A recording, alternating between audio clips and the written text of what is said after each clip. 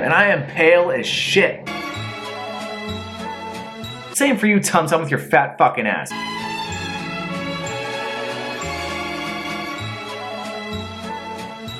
After the FBI bus ends, here's what happens. We fast forward a bit and we find out that the grandpa taught Snyder how to be a ninja.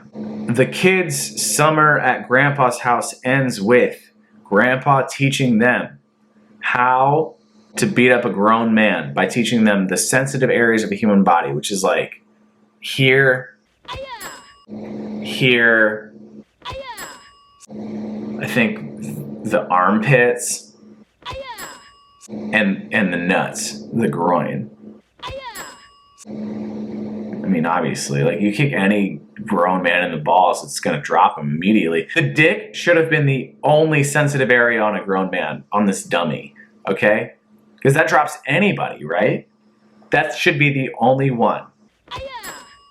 Anyway, fast forward. They go home now. The grandpa takes them home. And that's when we meet Rocky's love interest. Her name is Elizabeth, and she is a slut. I like that name. It's cute. Elizabeth is a huge whore. I'm just kidding. She's like 12 years old. Rocky obviously has a love interest, and he does this move so fucking good. I love the fact that he does this move so often throughout the movie, where he's just like listening to Elizabeth, and Elizabeth's all like, Rocky, you're so fucking funny. Stop. I'm not funny. And I'm not joking. He does this like at least 10 times throughout this film. Rocky nailed that look. Also, like, Colt, who is the middle child, walks up to the dad and he's like, I'm going to fucking call me Colt, all right? And the dad's like, what? No. I'm not going to call you that. That's not your name. Don't forget to kiss your mother hello, Jeffrey. Boom! It's Colt. Call me Colt. Colt has a major attitude problem, and he hates the fact that his dad won't call him Colt, because that's not his birth name. Hey, I think you're gonna make a great ninja warrior. Whatever.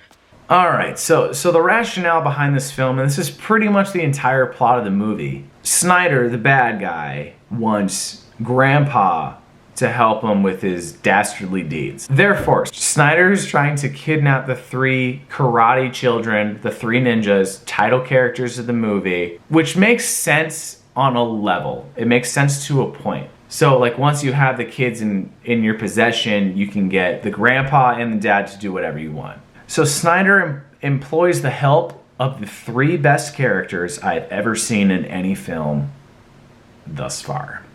I must say, I would most certainly consider getting radical on some lonely, misbegotten beach with this babe. Fester and his 2 friends are very stereotypical stoners, surfer bros from Southern California. Hammer, go score the frozen fruit concentrate and those gnarly little snack cakes. No sweat, dude. Cool. Yeah. Marcus, score some nacho chips and some radical salsa. Dude, none of that green stuff. Dude. You wanna go rip some fucking waves? And you, my good man? Open up the cash register. Give me your merchandise, bro. Now open up that register before I have to get nasty. Open up the register before I get nasty. Like, give me those Doritos. I'm fucking starving, okay?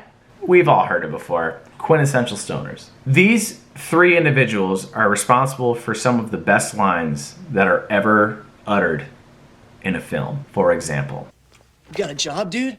Dude.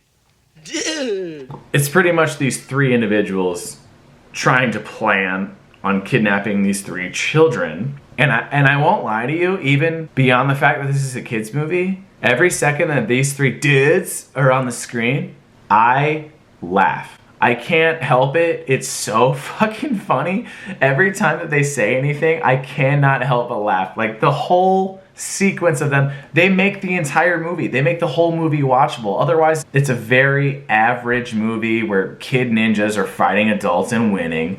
But without these three stoner dudes, it's not a movie at all. So the stoner guys show up to the kid's house and say, "Whoa."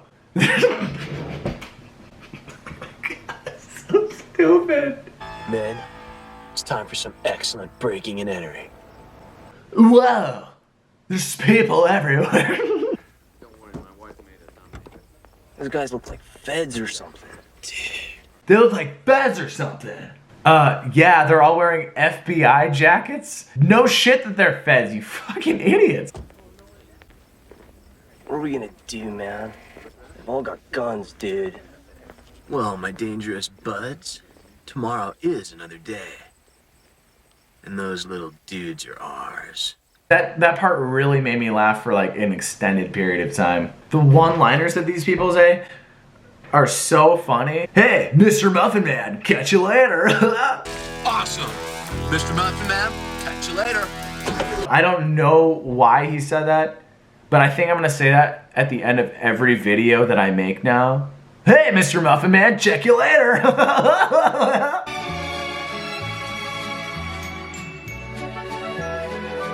Oh my god, I'm so funny. The three stoner dudes decide that since there's so many FBI people outside of the house, they can't make a move. Therefore, since this is such a simple plot, that's why this movie needed a B plot. Yeah, ASL bitch.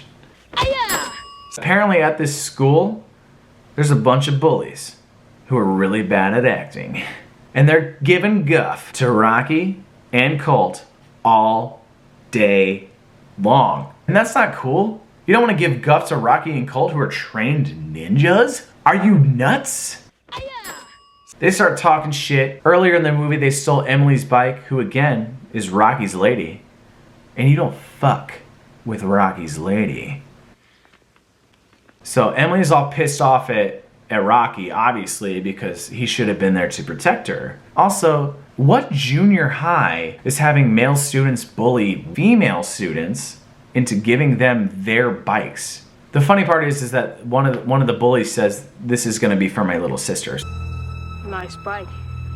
Yeah, looks like it fit my little sister perfectly. But we'll revisit that later. And then Rocky's like, "Look, let's play a basketball game, and if we win, you give me Emily's bike back." The bullies agree, obviously, and say if we win, since I'm collecting quite a few bikes today, Well, punks, I seem to be collecting quite a few bikes today. we get your bikes if we win. Deal? Deal. So during this basketball game, Rocky mentions, here's the deal, we're gonna play to 10. We'll spot you 9 points. How many points do a game? 10, duh.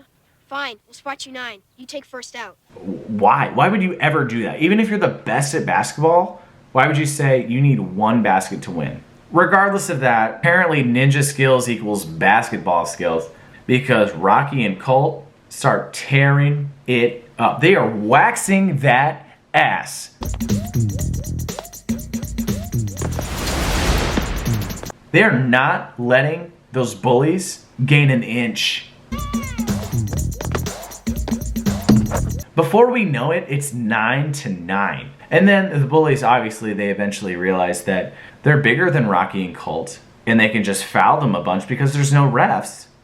And since they need 1 fucking point to win, they flagrantly foul Colt at the end, get the ball, shoot it and make it, and that's that.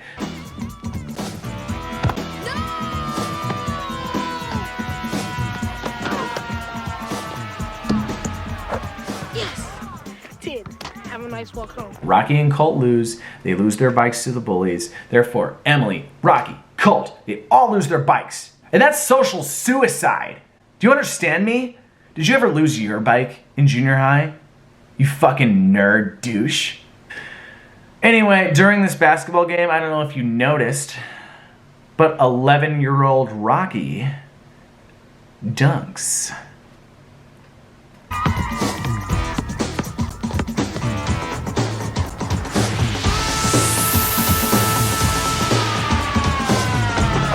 I don't care how old you are.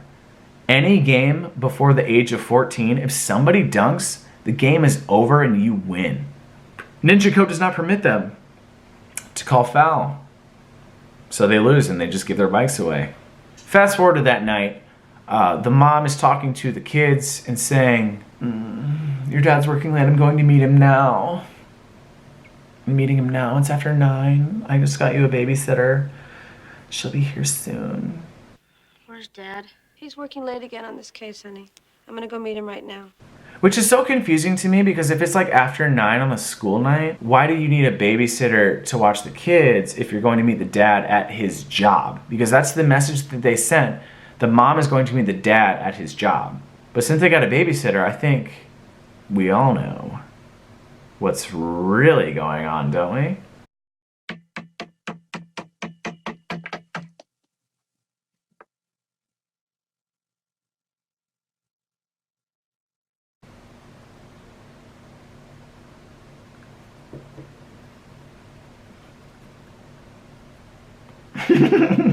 So they're definitely meeting to smash, right? You know, they're gonna rent a cheap motel room and exchange fluids. While this is happening, those 3 surfer dudes that we talked about earlier make another appearance. They throw a pizza in the babysitter's face. It's pizza time.